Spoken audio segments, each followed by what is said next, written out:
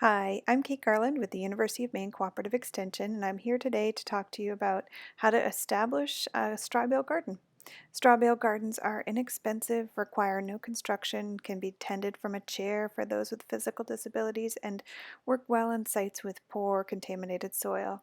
While the bales last only a season or two, their temporary nature makes it a great solution for renters or those who may not have fully decided on where to locate their long-term garden. Crops such as lettuce, tomatoes, peppers, cucumbers, squash, beans, zucchini are just a few examples that are of ones that are suitable for straw bale gardens. What you'll need is a bale of straw, not hay. Hay tends to have seeds that will sprout and compete with the plants that you intend to grow. Newspaper, cardboard, or other thick paper to use as a barrier below the straw. You'll need access to water, 1 pound of blood meal fertilizer or another source of nitrogen such as urea, potting mix or finished compost, and chalk. That's an optional one. So you'll want to start by carefully observing your landscape to determine a site that offers adequate access to water and enough sunlight for the crops that you're growing. That'll be at least 8 hours of direct sunlight for most vegetable crops. When assessing the sunlight conditions in areas that are surrounded by deciduous trees, keep in mind that the light exposure may vary dramatically when the leaves on the trees above begin to leaf out. Avoid also placing the straw bale directly under the drip edge of your roof. So our family uses this as a fun way to talk about time and practice writing numbers and discussing what plants need to grow. So what we did is on a sunny day, we placed rocks around the yard in the morning and committed to checking whether they were in the sun every 1 to 2 hours or so. With chalk, we'd mark the time on the rock when it was sunny, or turn the rock over and put a frown on it if it happened to be in the shade before 8 hours had passed. That would let us know, which sites we could possibly use for a vegetable straw bale garden and which ones just aren't going to work.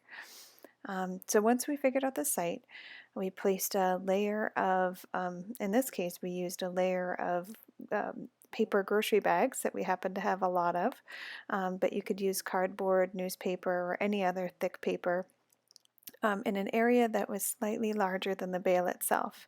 This will prevent weeds from growing into the bale and also from below, and also help minimize grass growth directly beside the bale. Then we place the straw on top with the cut ends facing upwards. That means that the string that holds the bale together should be around the front, back, and sides of the bale, not on the top and the bottom of the bale, as you can see in this picture. Um, at least 2 weeks before you intend to plant, what you'll want to do is begin thoroughly watering it daily to encourage the bale to break down. On the third through seventh day, what we're doing is we're sprinkling a half cup of blood meal across the top of the bale to speed up the process. And then on days 8 through 10, we reduce the amount of blood meal to about a quarter of a cup, but also we still want to keep it damp through at least the 2 week mark.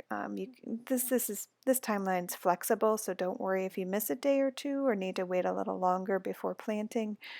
This kind of is just a good general guideline as far as how long you should be trying to have this straw bale start to break down a little bit. Good The job. bales are ready to plant when you can stick your hand into the middle and it is cool to body temperature. I'll do a demonstration later on how to actually do the planting so you can get a visual for what that looks like.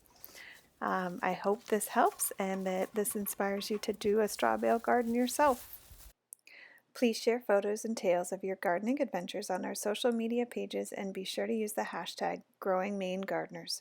For more growing tips and to learn more about 4-H, visit our websites extension.umaine.edu/gardening or extension.umaine.edu/4H.